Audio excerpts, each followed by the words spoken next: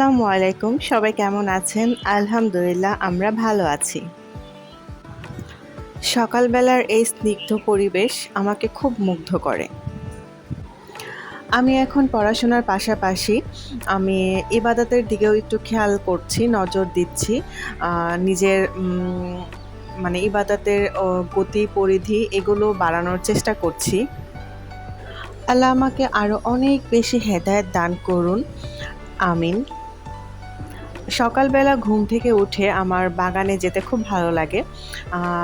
বাগানে না গেলে আমার সকালটা আসলে শুরু হয় না।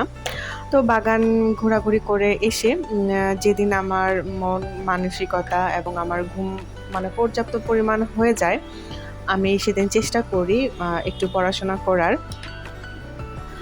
ফজরের নামাজের পর আমি ওরকমভাবে পড়াশোনা করতে পারি না। আর ইদানিং আসলে কিছুদিন আগে থেকে আমি আসলে চেষ্টা করছিলাম যে একটা করে ভোকাবুলারি শেখার। তো ইদানিং ভোকাবুলারিটা অপশনাল রেখেছি এবং এখন চেষ্টা করছি যে ফজরের নামাজের পর একটু কোরআন শরীফ পড়ার। কোরআন শরীফ পড়ার পর একটা করে ভোকাবুলারি শেখার চেষ্টা করি। দেন যদি আমার পড়ার মুড থাকে তাহলে আর কি আমি পড়তে বসি। দেখতে, দেখতে কিন্তু সময় একদম চলে যাচ্ছে। আর কিছুদিন আগে শুনতে পেলাম, কিছুদিন বলতে ২ দিন আগে শুনতে পেলাম যে ৬ মাসের আগে আর কোনো সার্কুলার হচ্ছে না।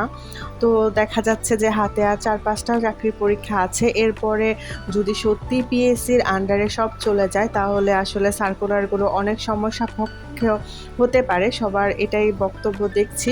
তো আসলে কবে সার্কুলার হবে, আবার কবে পরীক্ষা হবে, এরকম আসলে মনে হচ্ছে অনেক লেন্থি প্রসেস।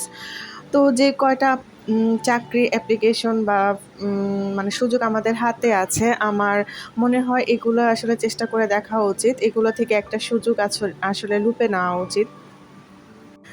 নিবন্ধন চাকরিটা আর হলো স্বাস্থ্য সহকারী চাকরিটা আমি এখন টার্গেটে রেখেছি। নিবন্ধনের জন্য এখন পড়াশোনা করছি। নিবন্ধন পরীক্ষাটা শেষ হলে আমি স্বাস্থ্য সহকারীর জন্য পড়াশোনা করব। এর মধ্যে আবার ময়মনসিংহ চলে যাব। তো ময়মনসিংহ দেখা যায় যখন যাব এর ২ দিন আগে আমার তেমন পড়াশোনা হয় না। তারপর আবার মাঝখানে ঈদ আছে। তারপর ঈদের মধ্যে যাব শ্বশুরবাড়ি। তো এইসব মিলিয়ে দেখা যাবে ৫-৭ দিন এমনিতেই পড়াশোনা হবে না। তো এখন যে পার্টটা দেখতে পাচ্ছেন এটা কিন্তু সন্ধ্যার সময়। আর এখন আমি মোটামুটি একটু ভালো করে পড়াশোনা করার চেষ্টা করছি।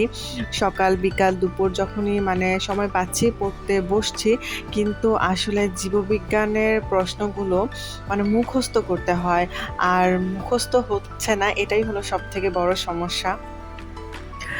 আমার ভিডিও যারা দেখেন তাদের মধ্যে কারা জীববিজ্ঞানে স্কুল পর্যায়ে পরীক্ষা দিবেন তারা একটু কমেন্টে জানাবেন অবশ্যই। এবং তাদের কেমন প্রস্তুতি, আপনারা কি সিলেবাস কমপ্লিট করে ফেলেছেন?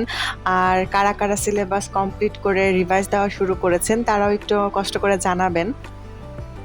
আমার প্রস্তুতি ধরতে গেলে খুবই খারাপ, কারণ এখনও আমার সিলেবাস কমপ্লিট হয় নাই।